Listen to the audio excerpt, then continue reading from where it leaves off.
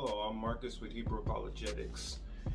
In light of a conversation that happened on the last show, talking about is there proof or evidence that we can show in secular history that can corroborate some of the claims that we make about blacks in particular, so-called blacks in particular, being Hebrew Israelites. I decided to try to comb through some of the sources and resources that I've had, and this is one of the first videos that I'm going to do showing somebody breaking down some of the information, and some of it will be me breaking down some of the information. But as I was going through some of my notes, some of the videos and stuff that I've seen, books and stuff that I've read, at the very same time, Divine Prospect was going into a lot of this information. Do I agree with all the accounts of the people that what they were making in every single instance? No, not necessarily. But if you want to understand why so-called black people make the claim of being Hebrew Israelites, here's some historical sources which you can go into, which there has to be some kind of truth to it for it to be so many sources. So this is just part one of, is there evidence that black people trace back to Israel? And so hopefully you all enjoy this video. Like I said, this is part one. There's so much more evidence than that. So for the naysayers who like to get out there and start, oh, well, that's just one source, that's just one person saying this or that. No, there's so much more. It's just I only have so much time in the day to be able to bring out all this information. So hopefully you all enjoy this video. Any questions that you have, please put it in the comment section, and I will do my best to try to answer any and every question that you have. That said, close out with Call Halal Yahweh by Hashem Yahweh Shai. Hopefully you guys enjoy this video. Thank you. So what I want to do is I want to start you off on this journey so you can understand why we make the claim that we make, that we have lineage back to the ancient Israelites, or what people term the phrase the people of the book. That term typically comes from the Quran, the people of the book, which refers to Jews during the time of Muhammad, and why we make this claim. So it's not like we're just making this claim because, you know, quote unquote, black people in America, due to the history that we have, our ancestors have endured, we've been disconnected from our culture, our language, our ancestral lineage, etc. So a lot of times, you know, we are on this journey to discover who we are, right? And then, you know, after the quote unquote Civil War, during the time of Reconstruction, there was a period of time where black people were trying to find an identity, right? Because we've been severed. And when I say black people, I'm talking about mainly the ones that's on mainland North America, right? We're trying to find an identity and discover who we are. So way back in the 1800s, you had individuals by the name of F.S. Cherry and William Saunders Crowdy. And these are individuals who had visions and revelations that people in America, black people in America, were descendants of ancient Israelites.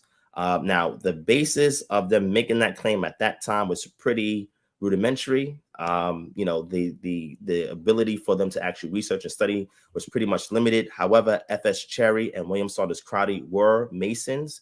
So therefore, as a Mason, you do have access to more knowledge that the typical person doesn't. So that afforded them the capability to do more research than other people were unable to. And then later on, you had this huge emigration from the Caribbean to mainland North America, which brought several other figures our way, such as Josiah Ford, which is one particular individual. Another particular individual is the founder of the Commandment Keepers. Can't believe the brother's name escaped me. I was just talking about him yesterday.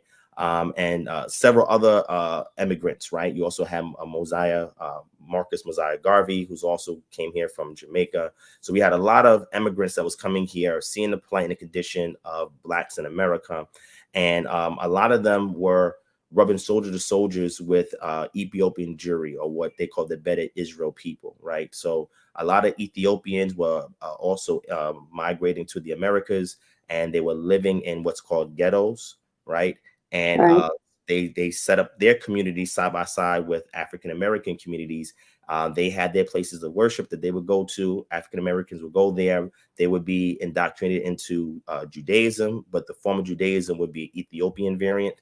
And then from there, over time, the Ethiopians were sharing with African Americans that they also have a heritage to being Jews, you know, and sharing that information with them. Again, the sophistication of them being able to show all the data at that time was limited. But today in 2022, we have an extensive array of data. So I'm going to go through a summary of the journey so you can kind of get an idea. And then from there, I'm going to pile on for you all of these primary sources and secondary and tertiary sources so that you can see that this is what we're talking about. Before we start. Before you start, I have one other question. Sure. You're talking about like you don't know where you're from and you don't know your heritage and all that, and you're kind of on this journey to find out who you are, but like that's kind of how I feel too. I'm like, I don't know anything about my family, and the only family I could find is dirt poor farmers that were like ridiculously poor, like indentured servants probably got land to farm because that's what they were, dirt poor farmers. So well, I'm gonna say this to you, right? And maybe this will be for a separate conversation for us. I can definitely assist you with that. Okay. There are various tools, websites, and expert organizations that do this type of thorough research on anybody's ancestral history, right? So if you're really sincerely seeking that, you can go do DNA, you could go do governmental documentation, family records, archive records, microfiches, etc., that trace you all the way back to your earliest ancestors here in the Americas, and then those ancestors from Europe or from the Middle East or elsewhere where your family lineage has come from, right? Okay. So that would be a separate conversation. I have no problem engaging that with you. Matter of fact, my email and my contact information is in the description below. So after this video, maybe sometime this weekend, reach out to us and we'll set up a one-on-one discussion and I can assist you with that, okay? Thank you. I appreciate that. You're welcome. So, with that, what I was saying, to show you what the journey looks like. So to give you an idea of what the journey looks like, what I'm going to do is bring up a map and I'm going to show you how this took place, right? And then I'm going to give you time markers and I'm going to give you primary sources, right? And for those of you who are watching, take some notes. A lot of this data I have on the Patreon. So those of you already Patreon already know, you're already familiar with this, or I did a lecture back in 2018 where I talked about some of this stuff as well. But this is all going to be part of an upcoming lecture. And again, this is not even all the information. I'm just giving her a good amount so she can get an idea of where these claims come from. Okay. All right. So here's Google Map. Let me pull it up on the screen so we can take a look at, Let me zoom out. Let's go over here. Okay. All right. Let me share my screen. All right. All right, let me know if you can see my screen. Let me know when y'all can see my screen. Can you see my screen, Melissa? Yep. All right, cool. Give me 1 second. Let me grab some water. I'll be right back, okay? Okay.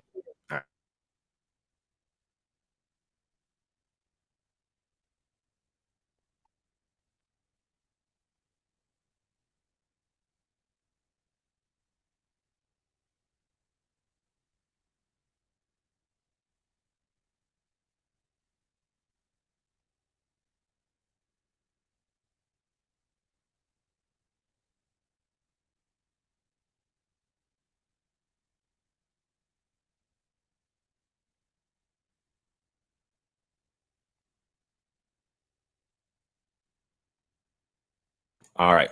All right. Now One Technologies. If we had the time tonight, I would bring you on and talk about that, but I'm gonna save that for another discussion. Feel free to come on to our next live stream and we can definitely have a conversation on that. All right. Rowan, chill, bro, chill. All right. So if you're looking here on the screen, all right, let me zoom in. All right. Okay, so I see that. Do you identify as a Christian, Melissa? I mean, I did growing up, but I don't go to Christian churches anymore. I started reading my Bible and I was like, that's not what that says. Yeah, forget the religious body, right? The actual building or institution. I'm a follower of Jesus Christ. Okay, gotcha. Okay, no problem. All right. So the reason why I asked that because that means you are familiar with the Bible. and different stories in the Bible, correct? Yes. And Okay. I know the difference between the one promoted by the Catholic Church and the one that I know is different. Okay. All So right, cool, no problem. All right, so historically speaking, when we look at this map, right, and this is a good resource for you. Matter of fact, since we're talking about resources, one thing that I like to do here is give people sources outside of my own opinions and what I say, so they can go back and fact check the things that I'm saying. Geography is extremely important in understanding everything that we're about to go into in detail, because without knowledge of geography, anytime you see place names in the Bible or outside the Bible about where the Jews have gone, will go over one's head and they won't be able to really connect the dots. So here's a book right here. Let me show you the book real quick. I probably don't even need the Google Maps. I could just show you in the book real quick. Let me pull it up. that's the one thing I noticed too that actually got me really into studying the Bible more, is because when I started to realize the connections between Egypt and Babylon, and I started to know that they don't put this, the continents to scale and all of that. There's like a land bridge that went from Alaska, like Asia, connecting right there, but it's under water now. Like stuff like that was just blowing my mind. Yeah, the Siberian Strait. Yeah, I got you. That's cool. So what I want to show you is this book right here. I may have to zoom in a little bit. This book right here is a Bible atlas, right? It's called Bible Atlas from the Access Foundation by Zane Ridling, PhD, is the editor. Okay. And this is important because Bible atlases, like I said, show you the geography of the ancient Near East, so you can be familiar with it, because city names, place names, rivers, bodies of water, mountain peaks, valleys, all of that have names, right? From the ancient world to today. And the problem is, when we don't understand these things, a lot of times, a lot of what's being said in the text goes over our head, because the people of that time took geography very seriously, right? And when we learn the Bible, they typically teach it to us from a theological perspective without giving us the cultural element, which actually cements the understanding of everything else. It brings everything else together and it holds it together, right? So here, what we're looking on the map is going to give you several areas that was known during the ancient times. The most important thing I want to show you first is I'm going to scroll down and we're going to go into not the topography, which this is right here. We're going to go into the settlements of where certain people groups settled. Okay. So let me see if I can get that here. The Hebrew Bible period before Abraham. Nope. We're going to go to the next one right after that. Actually, yeah, we can do that. All right. So do you see this map right here? Yeah. This map coincides with Genesis chapter 10. Genesis chapter 10 gives you what's called the Table of Nations. That's the one that showed you where different people groups settled at. You don't have, I'll save you your breath. You don't have to go that deep into it, because I just spent 2 years studying Genesis and Exodus. Okay, cool. So I know All what right. you're talking about. Yeah. Yeah. Okay. So you see the areas where Ham, Shem, and Japheth, where they settled, right? The red would be Japheth, the green would be Ham, and Shem would be yellow, right? Right. So looking at these various territories and where people groups settled, this is what we're dealing with right now. Abraham comes on the scene. He covenants with Yod-Heh-Wav-Heh. He is in what we call Ur of the Chaldeans, right? Now, that term Chaldean would be an anachronistic, what we call an anachronistic text, which means it's something that is a contemporary term that's used to describe something in the past. So the Chaldeans did not exist during the time of Abraham. Whenever the text was redacted, that part of Genesis, it was redacted to people who were already familiar with who the Chaldeans are and where Ur was at. So they used that term and that phrase so they could be familiar where the book picks up to where Abraham is at. We don't know if that's his land of nativity. We just know that when the text opens up in Genesis chapter 11, towards the end, this is where Abraham is at, right? And then in Genesis 12, the covenant is made with him in Yod-Heh-Wav-Heh, and then he begins his journey, right? And then he has a son named Isaac, right? And then he has a son named Jacob. Jacob wrestles with an angel. He gets his name changed to Israel. And then he has several sons, 12 sons. And then out of his 12 sons, Joseph steps out of the 12 to be commenced to be the successors of the seed of Abraham, who will go and take over the land of Israel, what at that time was called Canaan. Now, the Levites were not granted territory, so they were removed out of the allotment, and that was substituted with Joseph and Levi for Joseph's sons, Ephraim and Manasseh. And then they are the two that filled in the places for Joseph and Levi to take territory in the land of Canaan, which then became Israel. Okay. So long story short, and again, I'm trying to speed through this. Long story short, once they settled in those regions, they was in Egypt for X amount of years, couple hundred years. It was in Egypt. Moses was brought up in Egypt, as you know. His mother saved him from being killed. He grew up in the house of Pharaoh for 40 years. He wound up killing somebody, leaving out. He ended up in Midian, which is in the Transjordan region. And after he was in Midian for 40 years, the Most High called him, right? And just so you know, so we can see where we're at, we're right here, right? So Midian is down here, and the place where Esau and his descendants, the Edomites, they settled in Edom, which is north of Midian. Midian is right here, and Edom is north of Midian, okay?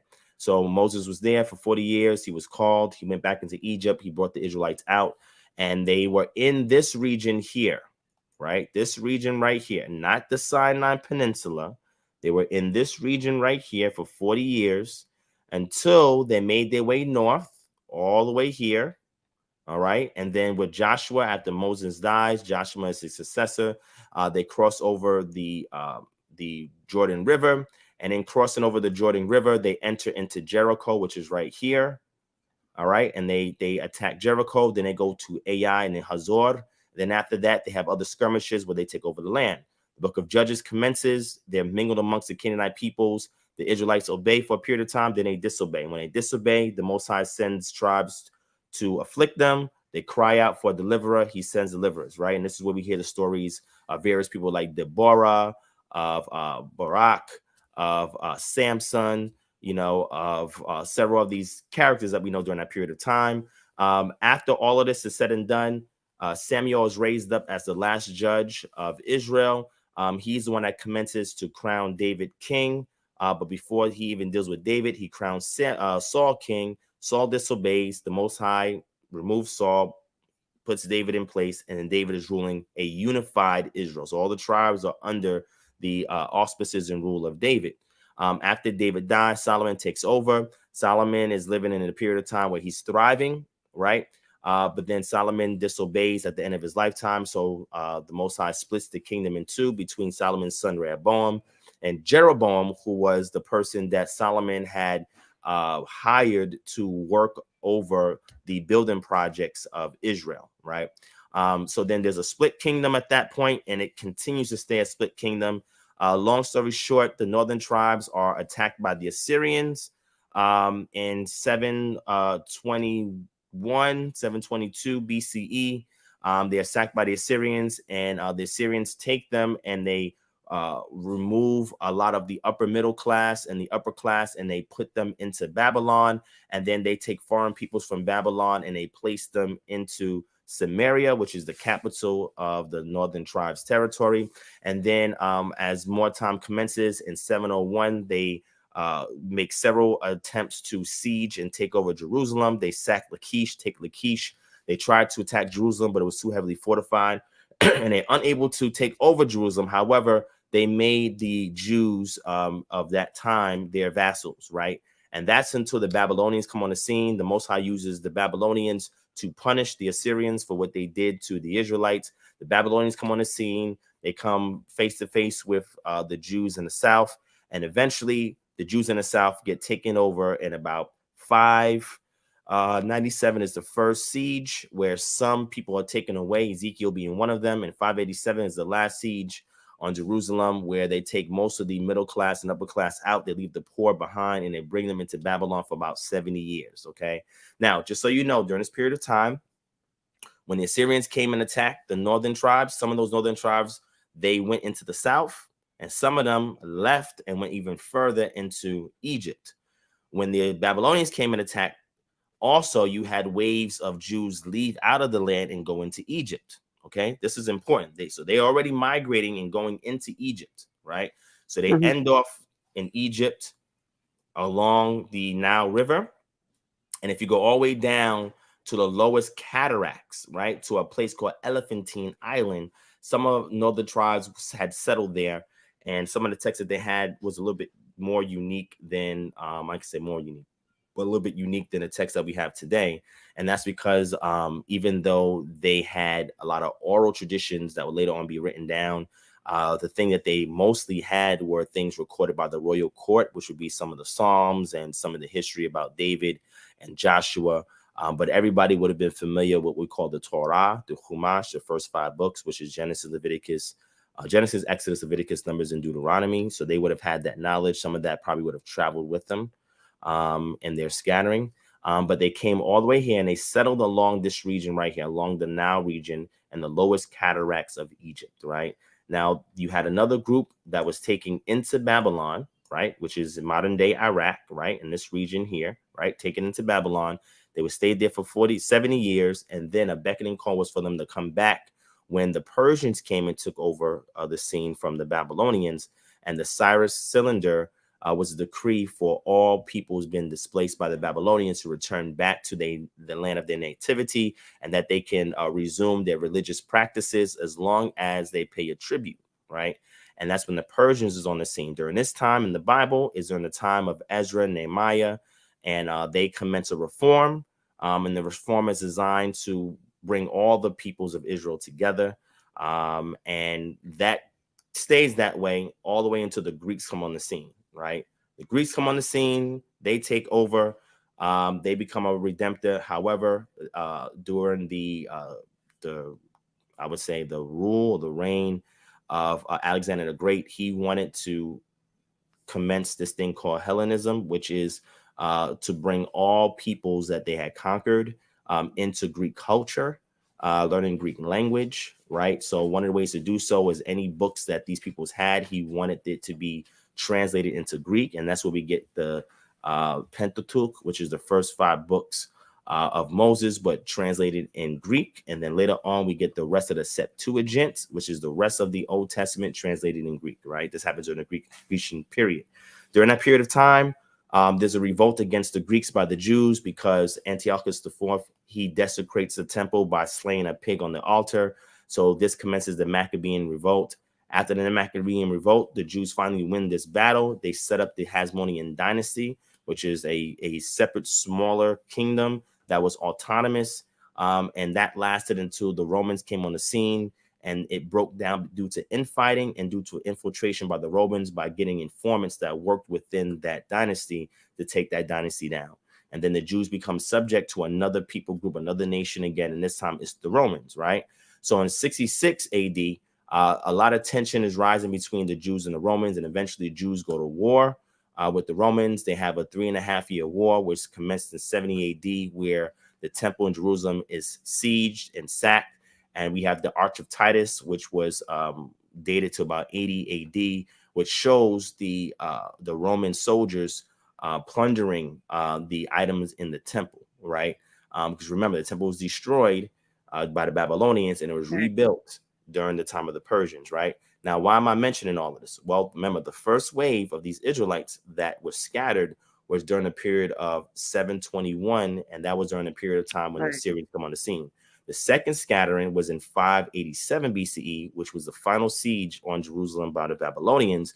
Then we have another scattering, which means they're scattering in different places, but the focus that I'm going to show you today is the focus on the scattering going towards the west, right? And then there's a final scattering that happens in 70 AD once the temple was sieged and sacked. Then you had a group of Jews that leave out of Israel, and then they also escape to the west. Some escape east. Some stay in Israel and commence 2 further wars with the Romans, the 115 AD war and then the 135 AD war, which the Jews lose all of these wars, right? However, in the 4th century, the Romans decided to disband these people groups for the most part out of the land so that they won't have further revolts. And this is when you have your last Sanhedrin Council that was commenced by Hillel II. And then after that council, shortly afterwards, the Jews were dispersed even further. Okay, so looking at these groups of Jews that have been dispersed going this way, we want to see what happens to these Jews along this region. All right, the first thing we want to take a look at is Elephantine Island. Right, so I'm gonna type it in here. I'm gonna bring up a resource. Right. All right, so I'm gonna It's zoom hard out. to see the map, but like it's hard to see what you're pointing at, but you're gonna post this, right? So I can go back and Sure. Yeah. Can you see? I think you're on your phone, so it might be yeah, it's really, really tiny, and I don't want to be watching the TV at the same time, you know. But I'm listening. I'm trying to soak it all in so that I can like, okay. I'm a very audible listener or learner, so I think I wasn't sharing that anyway, but let me show it to you real quick. All right. So this is where Elephantine Island is, right here. Okay. And can you see the map now? Yeah, I can see it. Okay. Yeah, I think I was still on the other atlas, but I'm on the map. So Elephantine Island is right here, right? So you had some Jews that went and they landed here, right? So what I'm going to do is show you a resource. It's called the Elephantine Papyri, and this was a resource that was discovered that had a series of letters. One of them being the Passover letter that was written by the Jews that was on this island to Jews that was in Jerusalem during the Persian reign, or whatever the case may be. And during that period of time, they wanted to synchronize the practice of Passover, right? So let me bring up that resource real quick, just for y'all see on the screen. And then from here, now I can jump into the primary resources showing this migration route, okay? Let me bring this up here. Let's do Elephantine Papyri. Whoop, there we go.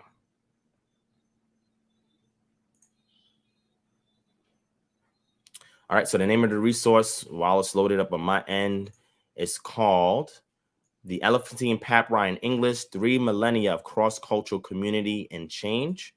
All right, so let me show that on the screen real quick. All right. So this is the book right here.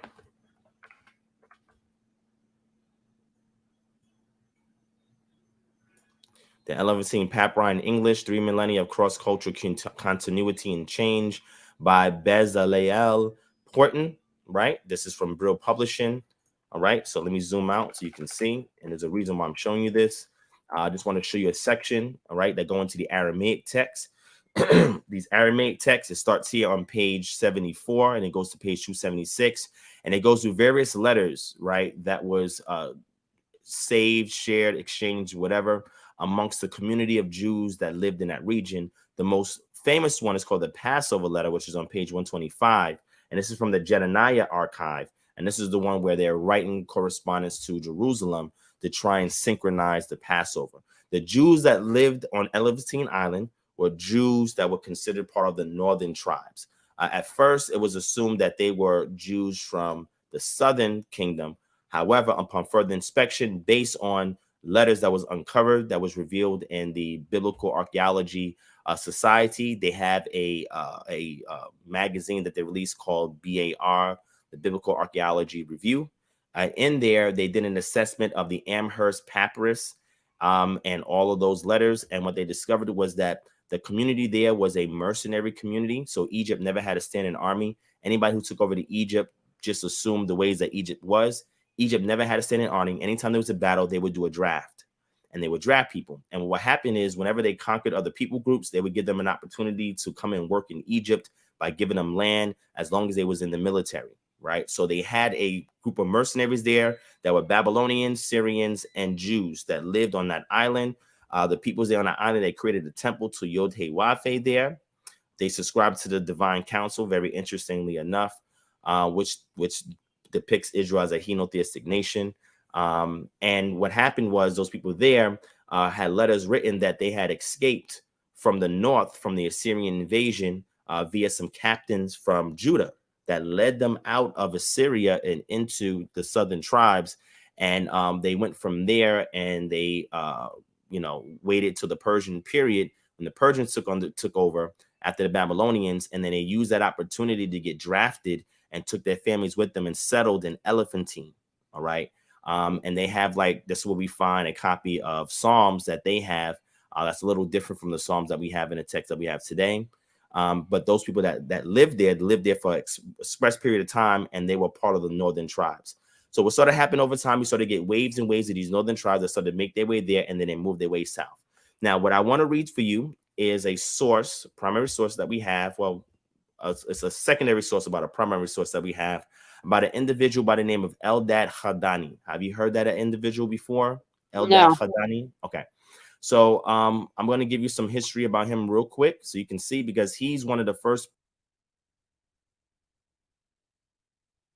There you go. All right. He was one of the first people to identify these groups of Jews that lived along the Nile River from Egypt all the way down to what we call Ethiopia, right? And we're going to see over time as those people groups start to migrate from there across mountain ranges into the Congo, and then from there into West Central Africa. And then we have some that travel what we call the sub-Saharan route and move their way over into West Africa. And I'm going to show you some of these resources. So Eldad Hadani, right? Let me bring this source up real quick, and I'm gonna review this because a lot of people are not familiar with this, but it's a resource that's there that depicts where these Jews are at in Africa, right? In East Africa, right? So let me pull it up real quick. And for anybody following, if you have the Patreon, you could definitely follow because I have all this on the Patreon, right? So I'm going to show you this from my Patreon. Actually, I'm going to give y'all some free from the Patreon that you can read, all because I want to share this on the screen. All right, so here it is. All right, let me know when you can see it. I can see it. All right, so this, I shared this way back July 27th, 2021, right? And this is eyewitness testimony from Eldad Hadani about where he saw the tribes of Dan, Naphtali, Gad, and Asher in Ethiopia in the 9th century CE, right? This is from a source called the Bereshit Rabbati, right? The edition is by Albeck. And it says this: how did they, i.e. the aforementioned 4 tribes, arrive there? Arrive where? Where we call Ethiopia today. Our sages say that when Jeroboam ben Nebat arose and made 2 golden calves and made Israel err by succeeding from the kingdom of the house of David, he assembled the 10 tribes of Israel and ordered them, go forth and make war against Rehoboam and the inhabitants of Jerusalem. They said to him, why should we fight with our kinsmen, the citizens of our Lord David, the king of Israel and Judah? The elders of Israel came up to him and said to him, in all Israel there is not among us warriors and soldiers as mighty and skilled as the tribe of Dan. Command them to make war on Judah. Immediately Jeroboam said to the Danites, go forth and fight against Judah. They answered him, we swear by the life of our ancestor Dan that we will not make war against our own kinsmen and that we will not shed blood without cause. Then the Danites took up their swords, bows, and arrows and spears and resigned themselves to doing battle with Jeroboam until the Lord delivered them from having to shed the blood of their kinsmen. They made proclamation throughout the entire tribe of Dan, saying, let us flee, O Danites, and leave the land of Israel. We will go to Egypt. So this wave that leaves is leaving because they rebelled against Jeroboam, who wanted to make the Danites fight against the Jews or the southern tribe when they had a civil war. Okay, so this is showing you a wave even sooner than I mentioned earlier, right?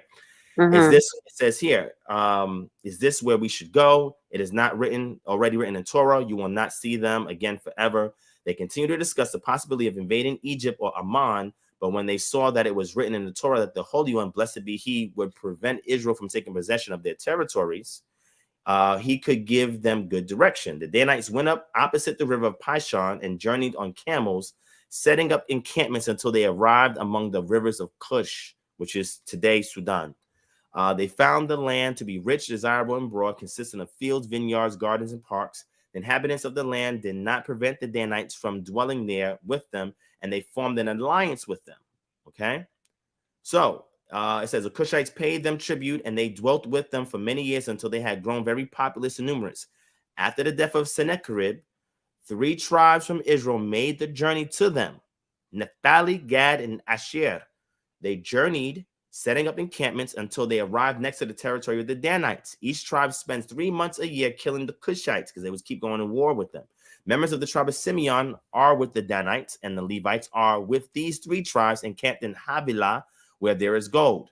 Now, some people would say that Cush automatically means Sudan. No, Cush was considered any of the land south of Egypt. Today, we know it as Sudan, but it was even further south to that, all the way to what we call Ethiopia today, all right? It says they possess gold, for it is as common as stones, and very many flocks, herds, camels, horses. They sow and reap, they dwell in tents made, etc., right? And then we have from a Cambridge Geniza fragment. Geniza is a storage facility or whatever the case may be. And it says, these are tribes who have no knowledge about the destruction of the second temple, for they went into exile at the time of the first destruction. When Naphtali, Gad, and Asher were exiled before the destruction of the first temple, they gathered together adjacent to the Danites. So we're getting sources that are telling us the migration routes of how these Gadites, Naphtalites, Asherites, etc., made their way into what we call today Ethiopia, right? Or along the Nile River from Sudan all the way to Ethiopia, right? All right, so this is from Eldad, a book called Eldad's Travels, A Journey from the Lost Tribes to the Present, first edition by Micah J. Perry. You can pick that book up, or I can get it over to you. But here we start to see a migration of these Jews down the Nile River, okay? Settling in the areas that they settled. Now, there's more than that that goes into Eldad Hadani. What I'm going to do, just to save some time, probably just grab another quick source online that I can just read real quick for you, because then I will have to look up the book, and I'm trying to do this really fast. Let me see if I have another one here. Maybe I can pull the book up real quick. Let's see. Yeah. Okay, so let me do this.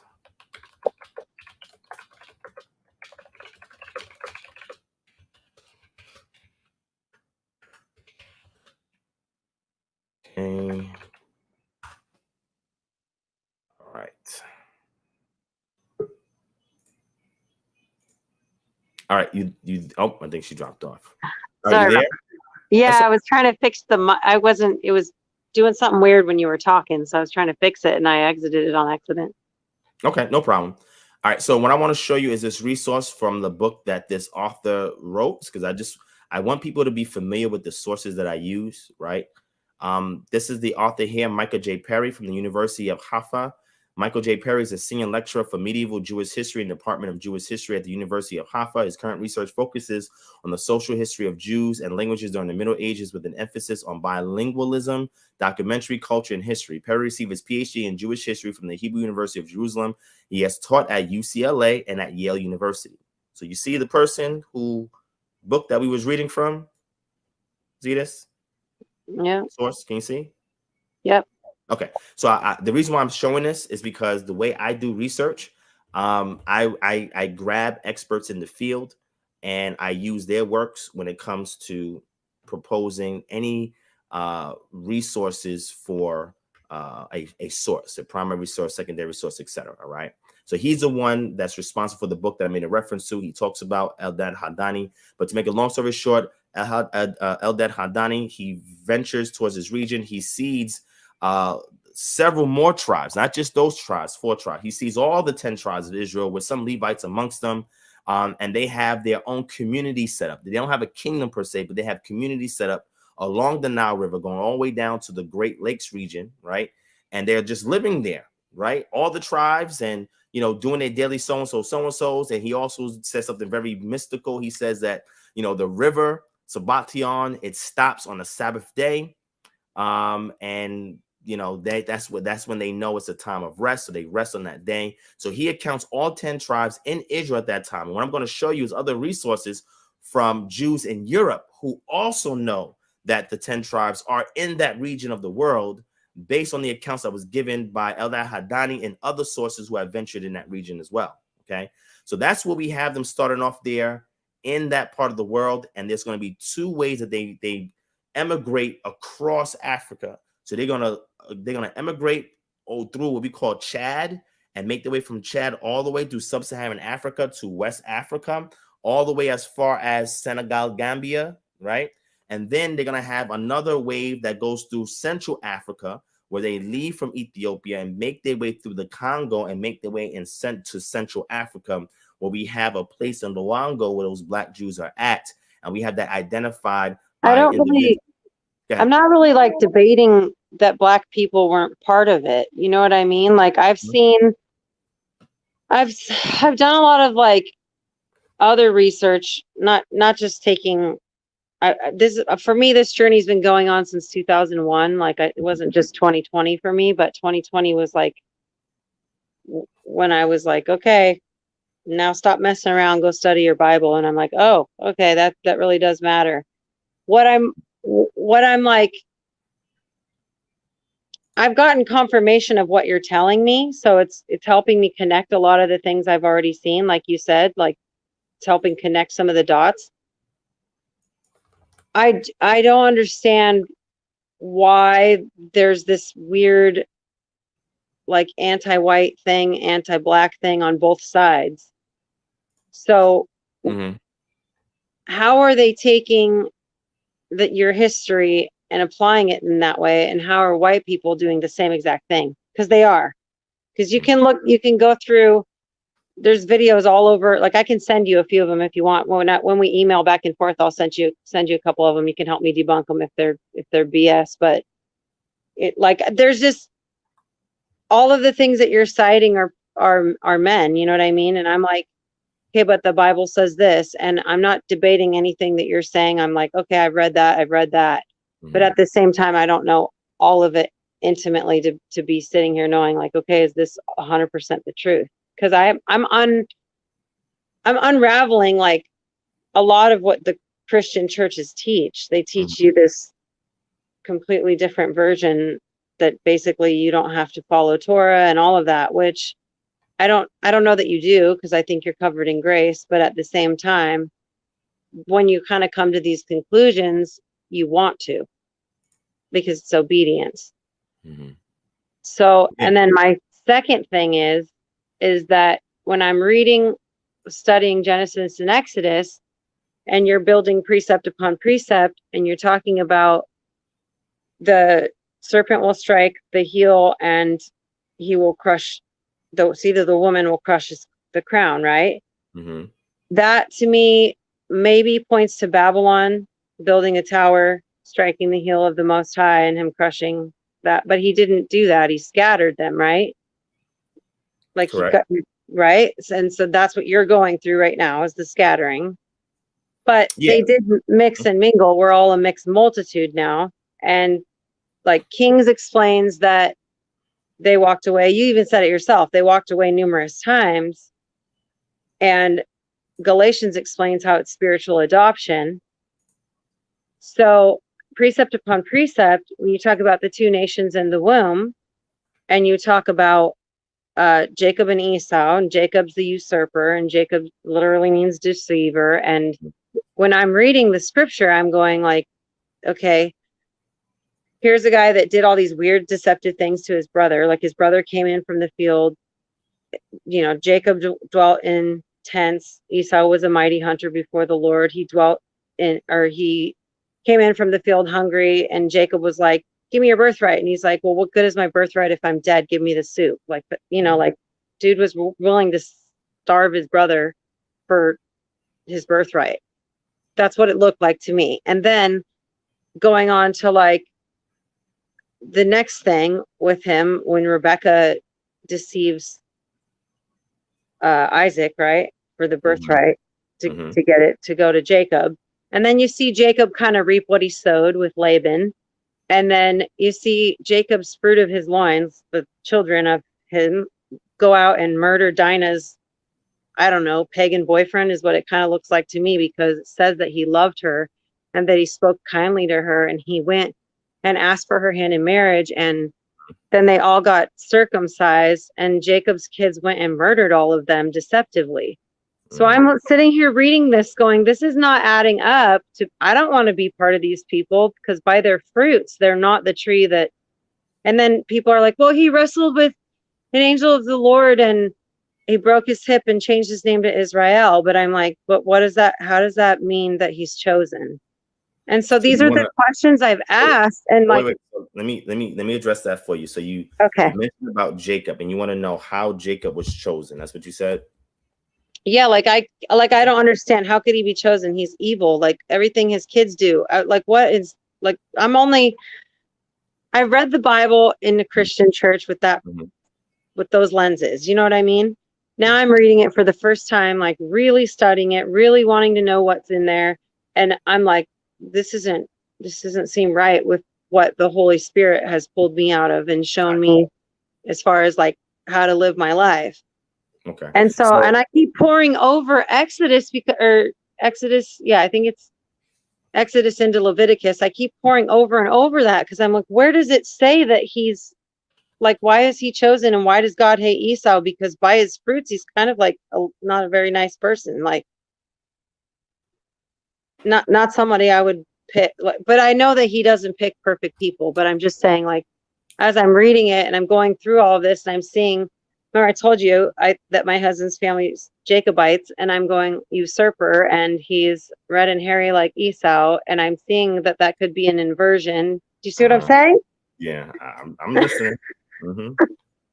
Sorry, I'm not trying to like take you off the No, path that you're on, but I'm just like, there's so many things coming to my brain right now, and I have so many questions. yeah, no problem. So I wanna be able to address as many as I can with the allotted time that we have for the show. Right. So So go back to what you were doing though, because that was helping. I just wanted you to know, like, all yeah. these are the So things I'll bring up to you in the email too, because correct. it's a lot. Correct. No problem. No problem. And I understand that. And it's all good, right? Again, the history of what they call the Jacobites is a very interesting history. And that's something I can give you some good resources on, so you and him can actually read on that together. But what I was simply trying to do was, since you were exposed to our community, and you see that there is some apprehension with our community interfacing or discoursing or even fellowshipping with anybody that's outside of their ethnicity.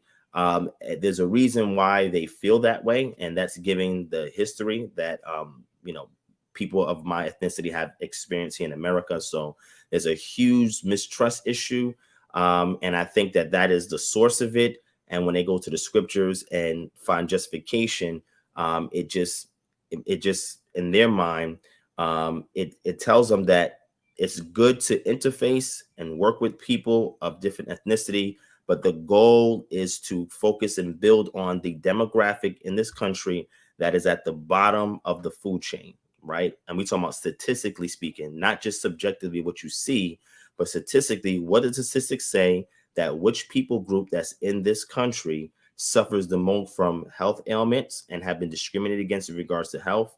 A lack of a political voice to the point where protest has to be done and raised on behalf of this community, whereas other ethnicities, they have lobbying rights and or lobbyists that help them to get certain laws passed and certain things done in the community.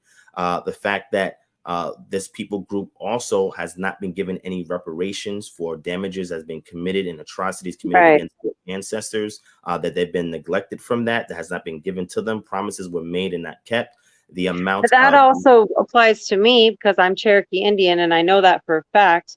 My family's on the Dawes rolls, but they took my grandmother's land or whatever when she married outside of the tribe.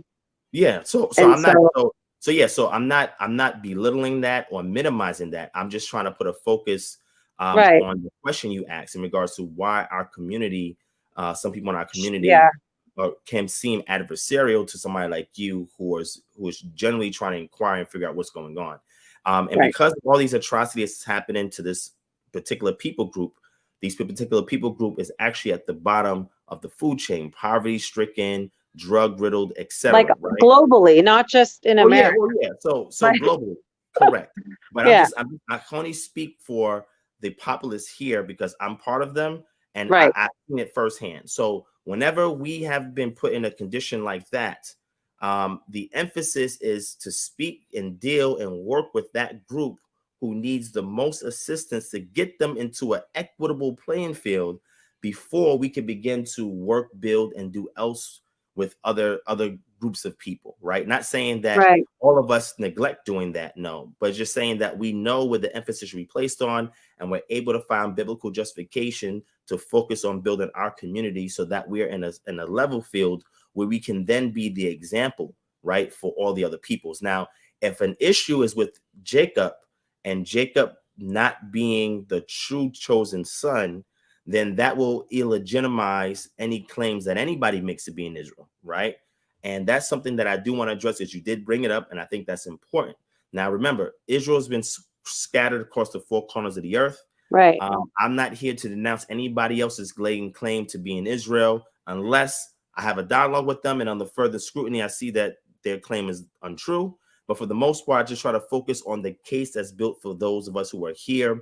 We've been disfranchised from even considering the fact that we have lineage that goes back to Israel. My job is to restore that understanding through what I'm trying to walk you through, right? Through the migration routes, the oral traditions, primary sources. So once a case is made and people see that we do have a legitimate claim to be in Israel, right? Now, what does that mean? What does that entail? And what obligations come with that knowledge now that we have it in 2022? And there's a lot that comes with that, right? And that's My why kids, I got to be honest, I think my family's home. It's going to get loud in my house. That's okay. It's okay. As long as you stay for a little bit longer, I'm okay. Trust me, I got kids too, so I understand. Okay. So just to top it off, what I'm trying to show you on the screen is another primary source.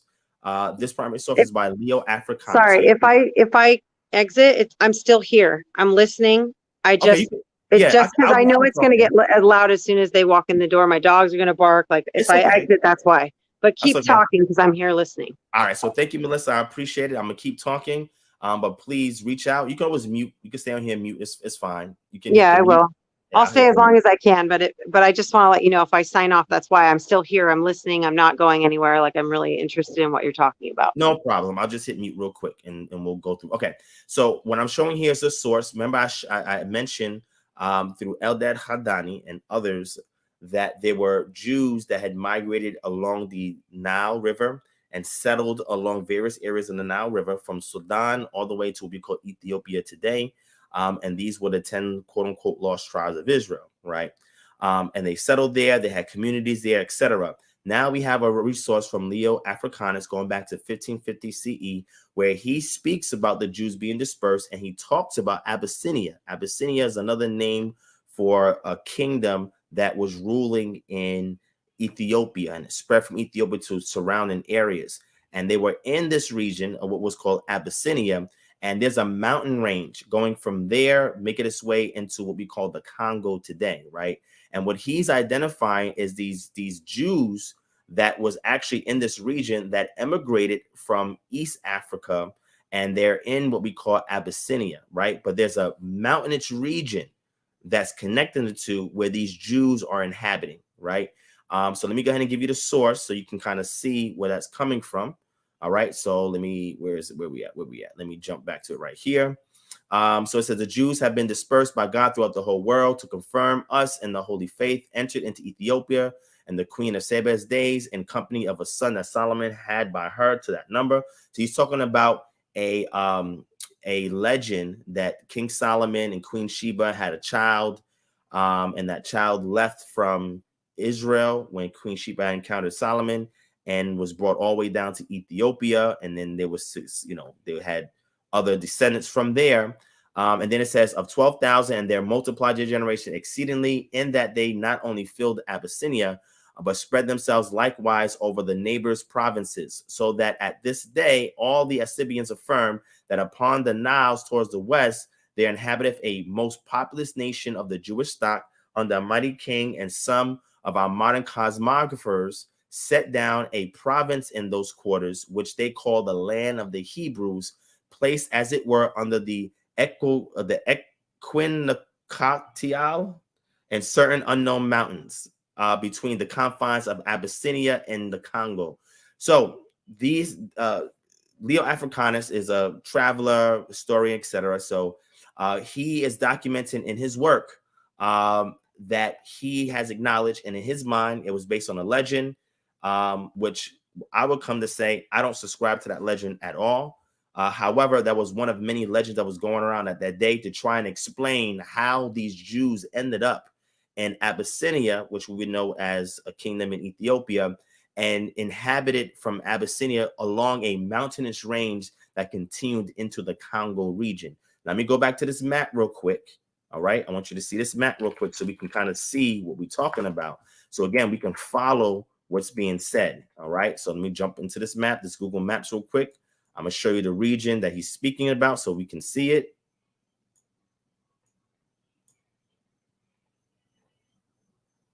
All right, let me share the screen. All right. All right, so the Nile River, just so we can, let me just zoom in. So the Nile River comes along here, comes all the way down, all the way down, all the way down till we get to Lake Victoria, which is really the source of it, right? So this is Ethiopia. This is the Abyssinian, what we say kingdom was here in Ethiopia. So it also touched South Sudan, parts of Somalia, North Kenya, etc. So in this region, there were Jews here, and Jews were here into the mountainous regions that go into the region of what we call the Congo, which is right here, right? So they inhabited the mountainous areas and the surrounding areas from what we would call Ethiopia all the way into this region, because Eldad Hadani had noticed these individuals along this Nile all the way to Ethiopia, and then he's coming along and confirming that they lived from Ethiopia all the way into the Congo, right? So again, we see this wave of Jews in this region. He's attributing the Jews that was in Ethiopia to a legend about King Solomon, and again, that was a legend that can't be validated. That's an important legend for people who believe in King Haile Selassie, etc. But that's another conversation altogether. He's just saying, man, this is one of the ways that we learn how these Jews got there. But today, in this time, 1550 CE, they lived along that range. Okay, so I'm gonna give you maybe about 2-3 other sources. I have a lot, but again, for me to give all 30-something sources I have, I don't really have the time to do that. But I just want to show you these different regions where these Jews were acknowledged that lived in Africa and had migrated all the way to these regions in which we will call the west central part of Africa, that the slave trade took place. Here's another source so you can see, and this actually goes back to my mother's side of the family, right? Very interestingly enough. And again, family, if you want to see all these sources, they're on Patreon, www.patreon.com/Divine Prospect. You can see all of these sources and more, okay? So this one, it talks about African slaves in the Caribbean islands informed Christian missionary Christian Oldendorf about Black Jews in Loango in 1767. Now, I just need you to understand where Loango is at. This is all connected to the other 2 sources that I shared with you so you can kind of see this migration route, right? So Loango is right over here. This is the Congo, right? Loango would be on this region right here, this coast of West Africa. And this coast of West Africa is where slave ports was at, and slaves was taken from here and brought over to the Americas, okay? So we're talking about Jews that came, that left during a period of time during the civil war between the northern and southern tribes, during the siege of the Assyrians, which I have another source for, during the siege of the Babylonians, which I have another source for, during the siege of the temple in 70 AD, which I have another source for, and they continuously migrated down here.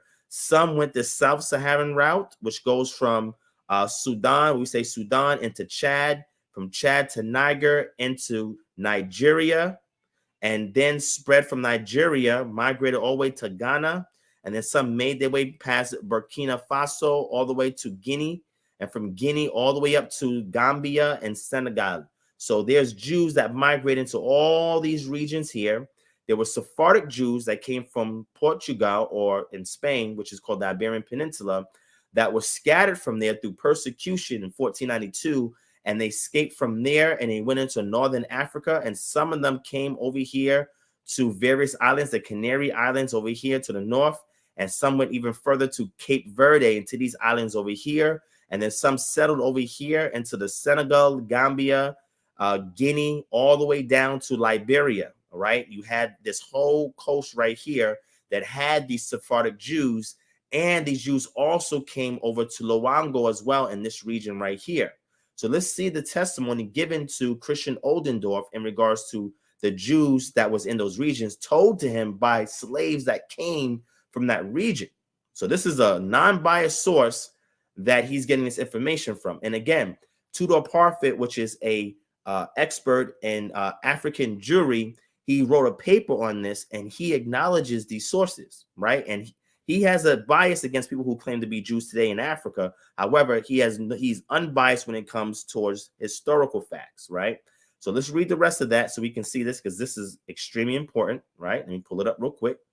And when we read this, it says, according to the same Negro, there are black Jews in Loango who observe the Sabbath so strictly that they do not utter one word on that day. They live dispersed about and engaged in trade. Even though they are completely similar to the other Jews in their outward appearance, they are so despised by them that they will not eat with them. They have their own burial ground, which is located far from the dwellings of the Negroes. Their graves are of masonry, and figures of snakes, lizards, and the like are painted on them by those who bury the body. This appears ridiculous to the Negroes. Since such paintings are so dissimilar to Jewish practices, the assumption is perhaps not improbable that the writing or the letters on the Jewish graves appeared to the Negroes to be of pictures of snakes, lizards, and so forth. So pretty much what this is saying is some of these Jews were probably written in a pictographic script, and it was not identifiable by the local African tribes that they lived amongst. So they thought that they were just like snakes, lizards, and other types of figures and animals. But it may have been a misconception of their writing system that they were utilizing at the time, right? But nonetheless, that migration we see from the Nile, from Egypt all the way to Ethiopia, across that mountainous region throughout the Congo, making their way all the way into Loango. So this is the migration route in which they followed. That doesn't like make you go, wait, their graves are Masonic and snakes and lizards? Because I look at the Jewish ones too, and I'm like, you guys and all your weird symbols. Like, no. So the person who's speaking about this, right, Christian Oldendorf, he is a brother from the Moravian Brotherhood, right? And the Moravian Brotherhood was the Dutch group or sect of Christianity amongst the Dutch brethren that had property in those Caribbean islands, right? Because the Dutch had conquered that region first before it was taken over by the Spanish and Portuguese and other groups, right? Well, Portuguese first and then the Dutch. So when the way he's speaking, when he says masonry, they're not talking about speculative and talking about actual masonry, like with like they're really brick builders. Yeah. So their graves of masonry, meaning that the way they built it was probably of brick and mortar and other things that they used to build their graves, and then they made paintings on it, right? And this is what he's saying, that he's hearing from an African Negro who was a slave and on that island is telling him this, and he's going to reinterpret and say, oh, you know what the slave is telling me, the slave is probably misinterpreting, and it's probably just Jewish letters or writings that those Negroes, and when he says Negroes, he's referring to those African tribes, are unfamiliar with. That's why they call it snakes, lizards, and so forth. This is what he's saying, okay? And this is called The History of the Mission of the Evangelical Brethren of the Caribbean Islands of St. Thomas, St. Croix, and St. John by Christian Oldendorf. My mother's side of the family is from Totola and also from St. Thomas and St. John, okay? So I am deeply entrenched and familiar with the history of the Dutch, as well as the Sephardic Jews and the African tribes that came from West Africa, and the argument that's made that some of them are these Black Jewish groups, right? That was identified by Christian Oldendorf, and they are a mixture of those groups and the Sephardic Jews that landed and settled on those U.S. Virgin Islands, okay? So this is, now we have one migration route with primary sources, right, from people who encountered it themselves, who did what we call quantitative research, right, and qualitative research in order to determine these finds that they're hearing. And then we have somebody who's able to attest, who's a traveler, historian, is able to attest where they was at. Eldad Hadani, which is the Jew who sometimes of mythical proportions, other stories and stuff is mentioned about him, but the record of him identifying these Jews in East Africa has been solid and is accepted as the consensus. So now we see this migration route where these Jews are going, these Black Jews are going, and they're going in places. In Loango, you had the Vili peoples, which was a African tribe that did slave raiding, and then they went into get the people groups who were foreign amongst them and give them up first as slaves to the Europeans, and then later go into the hinterlands, have battles, and get other slaves or prisoners of war and bring them into captivity and hand them over to Europeans for trade. But remember, the first thing they do is get rid of the foreigners who live amongst them. And if there was Black Jews that live amongst those groups, they would have been the first to go, according to the slave raiding habits. And you can look that up in a book that I can show shortly about the Vili tribes, amongst other tribes, and their slave raiding practices, all right, which is extremely important. Matter of fact, let me give you a source on that so that you can see how these techniques work, because a lot of people don't understand the slave trade and how slaves were sourced. And if they did understand that, then again, this helps the argument that we make that these foreign groups that lived amongst them, being Black Jews, were actually sourced first and then handed over to Europeans for trade, right? So I'm gonna show you this real quick. So you can kind of see what these techniques look like. Let me see. In fact, let me just keep here. All right, let me see if I can pull it up. Let me zoom out. All right, so let's see. Let me go down. Let's see. Let's go to slave raids. Slave raid. Where are you at, slave raid? Let's do this. I guess what I'm like, Sure. one thing that just like keeps coming back to me is Galatians. Like it says, it doesn't matter. It's spiritual adoption. You're grafted in. So why are people so hung up on being Jews? Yeah, why? Because there's an obligation that comes with that identity. And that then obligation comes with a responsibility. And you know, I told you I was like looking into my lineage. I know that there's Cherokee roots. I know there's German roots. I know there's Italian roots, and I know there's Welsh roots. I know our surnames, so I could go with that. And all of my surnames, like they go back to the same areas you're talking about at some point in time on both sides of my family. But like again, only they're all dead. Or scattered or something. I'm actually first generation here. So technically, my mom was born in Italy, but my grandmother married an American soldier after World War II. What about your dad's side of the family? My dad's side, my great grandma or great grandma was Cherokee Indian and married somebody who wasn't. So when she moved off of the land, they told her that she lost her inheritance, basically. And then I know my grandmother, when she married my grandpa, was basically disowned by her German family because she married like a half-breed, because my grandpa is Cherokee and German. So like they were like, they didn't like her because she, you know, she betrayed the German side by marrying somebody that was, you know, mixed. It's strange. Like that's what I'm saying. It's so weird, but I don't understand why we're also hung up on it when we know that it's a spiritual adoption. But then you know, I'm not saying you're wrong or I'm right. That's not what I'm just looking for truth. You know what I mean? Yeah, I hear you. And there is an obligation, like I said, and a great responsibility to those who are ethnically Jews. And they have a responsibility according to the scriptures. It's still there, and that responsibility has never dissipated. The mission of the gospel was designed to go to the tribes of Israel. However, through the obedience of some of them, it allowed Gentiles to cleave. And this is what Paul is speaking about when he talks about it in Romans chapter 11.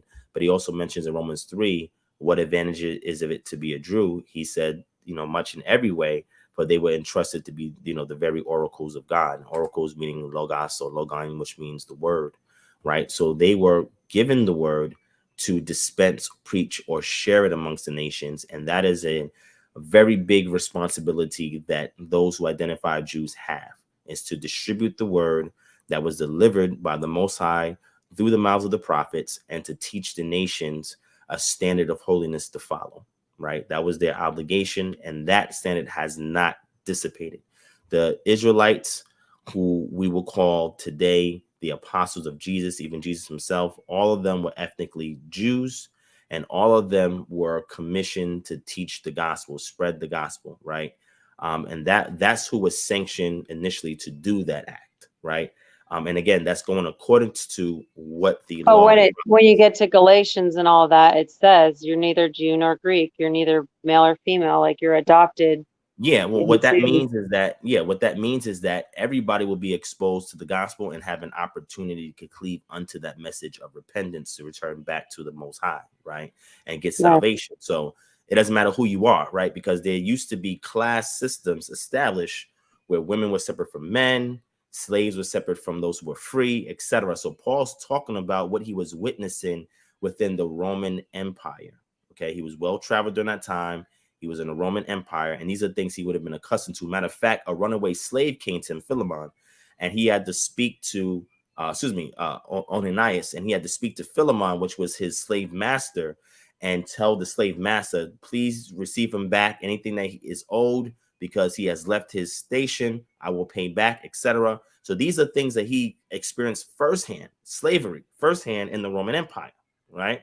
So when he's given this message, he's given a message of hope to anybody, despite what your class or your status is. You will be exposed to the gospel, and you have an opportunity to cleave unto it when you hear the message, right?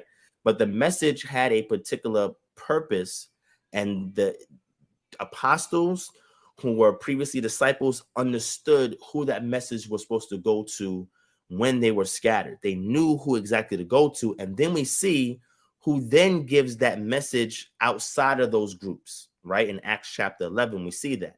But before I get there, I just want to close off on this real quick. I'm going to touch on that, and then I'll close off, and then we can always have a follow-up another time. Yeah, I'll email you too. Yeah, no problem. And then, you can set up a call, we could chat, whatever the case may be.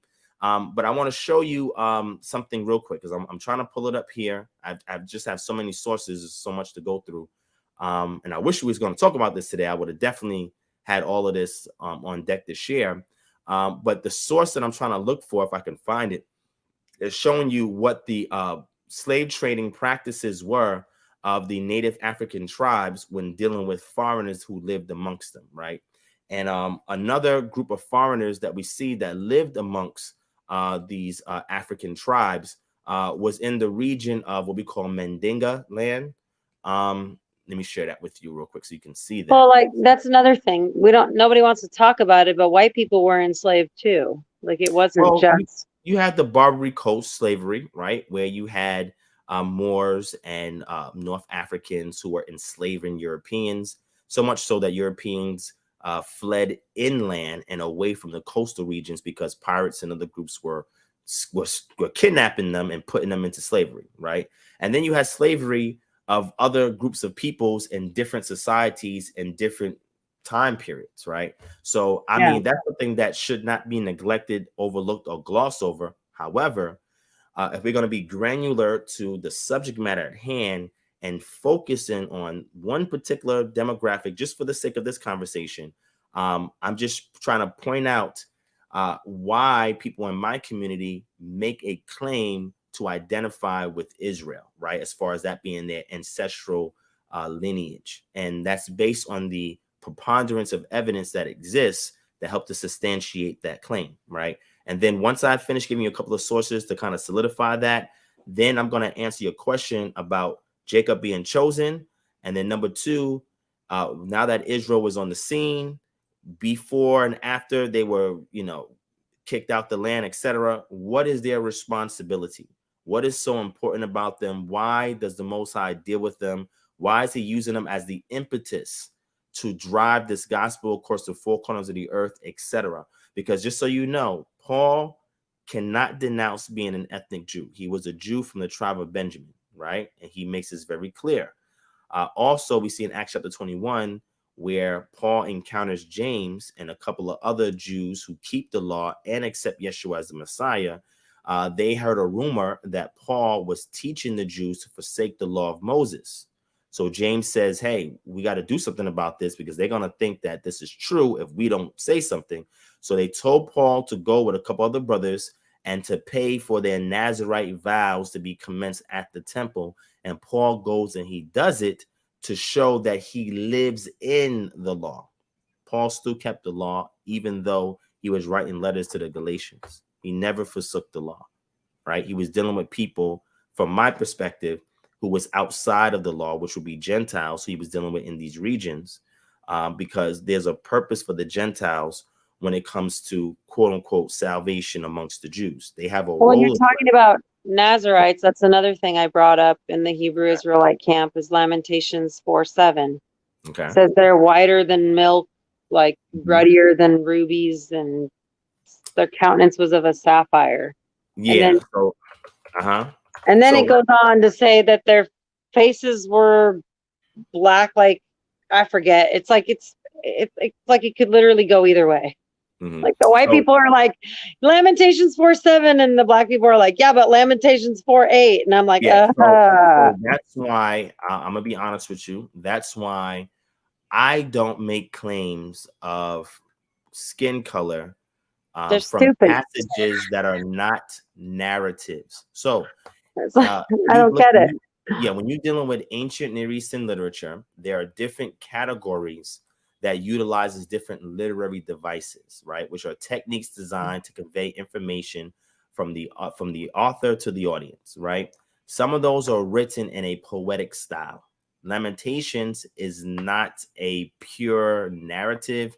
It has some narrative elements, but the way you know based on how it's formatted, anytime you go into a critical edition Bible, in this case, I'm using the ESV, and you see how the stanzas are structured this way, right? We see one is structured like this, two is structured like this, as opposed to if I go to the book of Exodus, chapter 1, and you see how it's going across like a paragraph.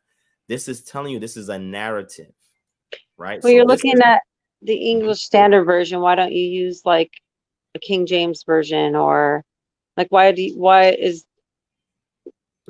the reason why I use the English Standard Version is because the English Standard Version is more updated in regards to the modern English language we use today.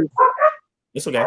Modern English language that we use today, number one. Number two, it is a critical edition Bible, which means it gives footnotes to different things that are identified in the text to be textual variants, to be roughly translated one way, but the original language says something else, etc. And it's more updated in regards to proper grammar that matches the original language, and tries to be as what we would call more formal in its translation, right? So that's why I use the ESV. I only use the KJV when talking to other brothers and sisters who use the KJV. It is a very dated translation. There is some problems in some areas with it, and I've gone over this on this channel before. It's not to say it's a bad translation, not at all. It's very poetic in the way that it's styled, from the time of early modern English is where it comes from. However, a lot of that is not colloquial language that we use today.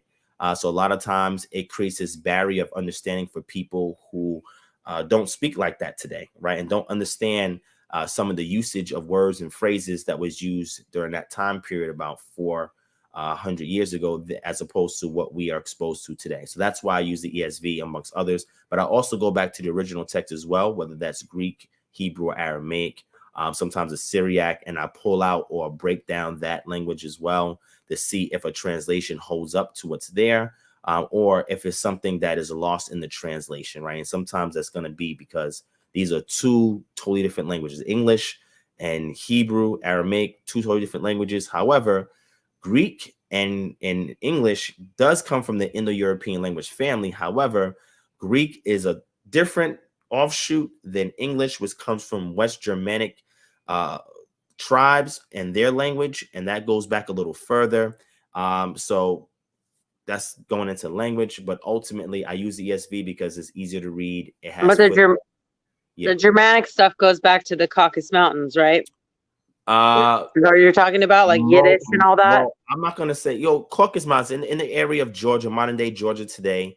A lot of that followed the R haplogroup So R1 haplogroup, R1A, R1B, the migration of those groups from that region of Georgia into what we call modern Europe today, those people groups, right? So it follows those people groups. That language follows those people groups. So if you ever do a research on haplogroup R1, A, and B, you'll see that those are the people groups that brought that language into Europe. Previously, before that, there was other people groups that was living there that was indigenous to that region. They were displaced by those groups. The Etruscans is one of the famous groups that we know of that have a language isolate that's different from the other groups that were around them. And they were one of the indigenous groups that lived in what we call Europe today that was displaced by the current people groups that exist there now, right? Sort of similar to what we see here in the Americas, you know, what we call Native Americans had a conglomerate of various tribes that existed here. They were indigenous to this land because it was here for thousands of years before the emigration of Europeans in this region. And they were displaced as well. So now they are extreme minority. And the descendants of the people groups who displaced their ancestors are the majority here in the Americas today, right? So in Exodus, what I'm trying to show is that when you see it formatted this way, this is a narrative. And when you go back to Lamentations and you see it formatted this way, it's more poetic, right? This is a lamentation. It's a style of writing. It's a woe that they're talking about, right? They're speaking exaggeratively. So there's a lot of analogous language in here, etc. So they're not talking about something that's literal, right? I understand that. I'm a songwriter. I didn't tell you I'm a musician. Oh, that's awesome. Yeah, so that means you can definitely. I have a lot of like. It really trips me out, to be honest with you, because I'll write stuff and then I'll read it in the Bible and I'm like, oh my gosh, like it actually creeps me out sometimes because I'm thinking I'm just writing some poem and then, you know, singing some song and I'm like, I never even knew that was in the Bible. Yeah. So if you part look of it here, too. yeah. So if you look here, you see it says her princes were purer than snow, whiter than milk. Their bodies were more ruddy than coral. Their beauty of their form was like sapphire. Now their face is blacker than soot. They are not recognized in the streets. Their skin has shriveled on their bones and has become as dry wood. So what he is mentioning here is that they had a state here where they were pure in nature, and that's why they're related to milk and snow. Not that they were literally pure. How can you be pure in snow? You know what I'm saying? Like, you know, they're saying that because when snow first lands on the ground, it's pure, comes straight from a source that's untainted, right? And when they say whiter than milk, again, they're also referring to that pureness, right? Because that goes back to the undergarments that the priests would wear, and those undergarments would be made of linen, right? And that would be considered set apart, or what we will call pure or holy, right? And it says their bodies were more ruddy than coral, and the beauty of their form was like sapphire. So coral and sapphire were items that was highly prized and precious during that time period. So what they're doing is they're likening their nobility to all of these excellent features. But now that they're in captivity in Babylon, now they have transitioned to what they say blacker than soot, right? Which is like the dirt that accumulates over time when you're walking on the ground, right? And they're not recognized in the streets. Their skin has shriveled on their bones, has become as dry wood. So it's saying that this is the deprivative state that they entered going into captivity, that they actually left this first estate and now they entered into this unusual state that was not intended for them. And this is all based on their disobedience, right? So again, I never use this to say, oh, look, they were white, or oh, look, they were black, because when you go back and you actually look at the text, at least those passages that people use to claim color is not there. However, that does not mean that these people who are writing this were not people of color. They were. And we have anthropological reports that actually have given us that. That's the consensus today in the realm of ancient Near Eastern anthropology, looking at the evolution of these people groups through their migration routes, settlement routes, etc. We have confirmation that these were people of color, right? And that's something that is the consensus today. In the past, maybe 300-400 years ago, based on racist anthropology that existed at that time by Blumenbach, who was one of the instruments responsible for pushing this racist theory using anthropology, mostly looking at craniums and skulls and trying to show that the Caucasus skull is more evolved than the Negroid skull and the Ajoy skull, and use that as a means for him to teach this racist anthropology, which was mixed in with some religion to show the superiority of those who have a lineage that goes back to the Caucasus Mountains, right? So nonetheless, this is just to show you this why I don't use that, but I want to just complete what I was talking about first, just to show you a few more sources again, just so you can see another area where the migration happened at, which would be Senegambia, right? So I'm gonna go ahead and I'm gonna show you that real quick, and then we're gonna top it off with one last recent paper by a expert, Tudor Parfit, and then Janice. But like, how does the, go ahead. I love listening to experts and everything, but at the same time, I'm like, why aren't we taking the scripture and going, okay, it says this, and if we look at a map, this is where this is, and if we look at this, like, you know what I'm saying? Yeah, but see, the Bible is not going to tell you where these Jews ended up in Africa. So I have to use sources outside the Bible in order to show you that, because that information is not specifically in the Bible, right? So that's why I'm venturing outside the Bible to kind of show you events that are mentioned in the Bible. Sources outside the Bible show you where these people groups have gone and where they've migrated to. So that way the claim that we make in regards to identify as Israelites can be validated based on these primary sources, right? That have to exist outside the Bible, because once we're able to show that, it then connects. But you can't erase truth. You know, you can't erase it. Like, it's there. Facts. So yeah. So let me finish up on this real quick, and then I really want to get to what you're saying about Jacob, because I think that's very important. And unfortunately, a lot of people have been miseducated on the Bible. What we try to do here is try to do our best to kind of correct that, because that has been the cause of a lot of people straying away from institutions that teach this information and have a healthy mistrust against what has been promulgated towards them or propagated towards them. So I definitely understand that. But let me just read this to you real quick so you can see, even as far as Senegambia, that you have Jews, Black Jews that existed there amongst the native people groups in that area, again, showing from a primary source of somebody who witnessed it through a second party that they actually existed in that region, right?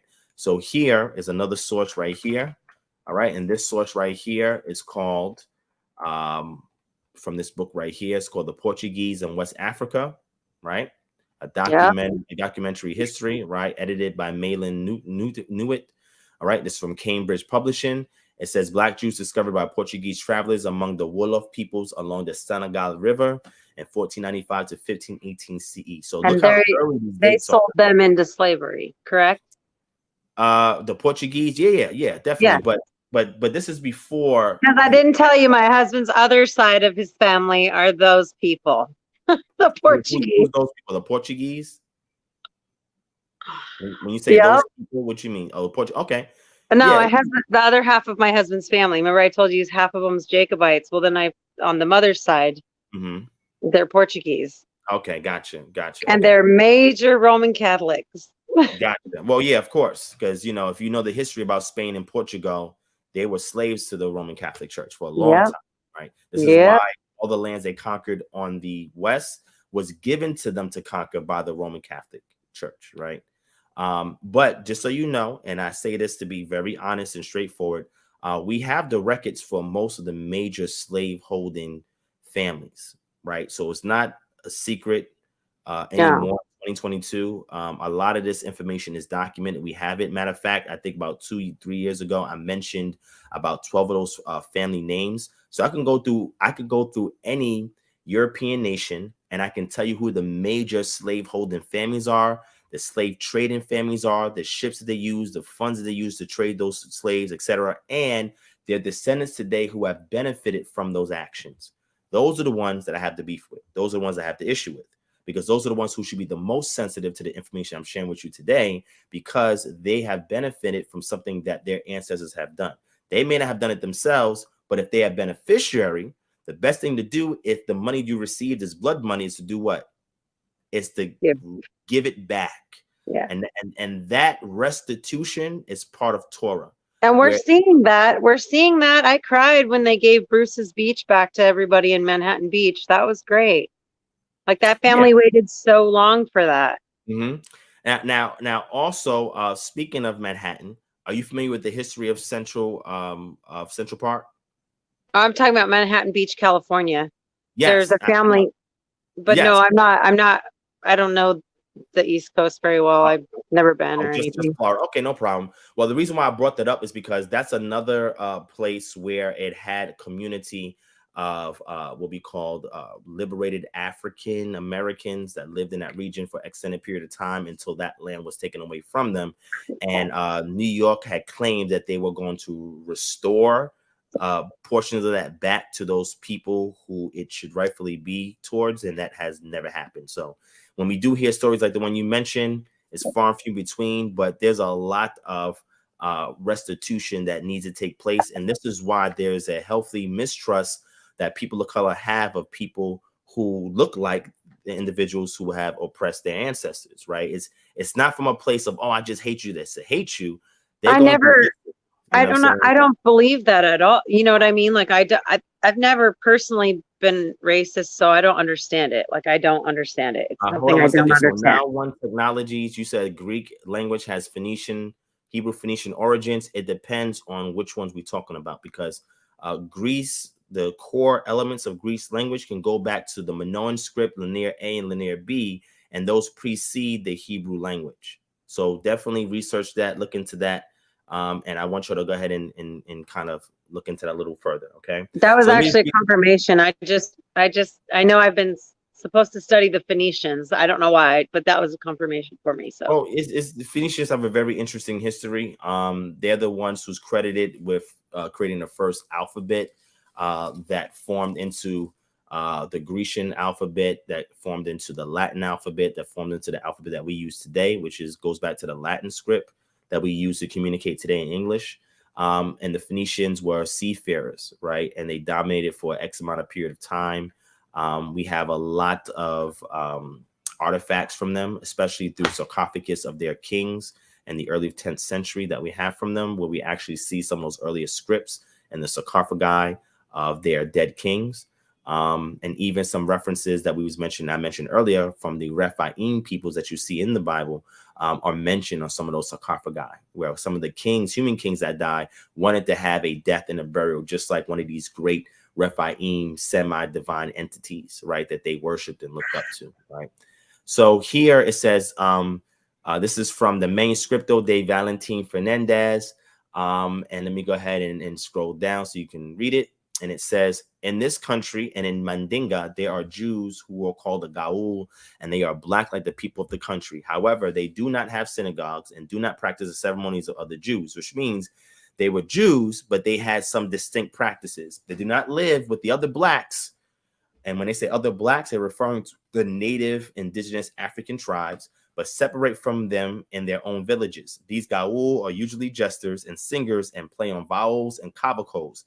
And because they do not dare to enter the villages, they take up a position behind the houses of the lords of the village. And at daybreak, they sing his praises until he orders them to be given a ration of millet, and then they go away. And when the Lord leaves his house, these Jews go in front of him singing and calling out their jests. If the Jews did not know these jests, and if they did not greet the Lord in this way, they would not be tolerated by the blacks.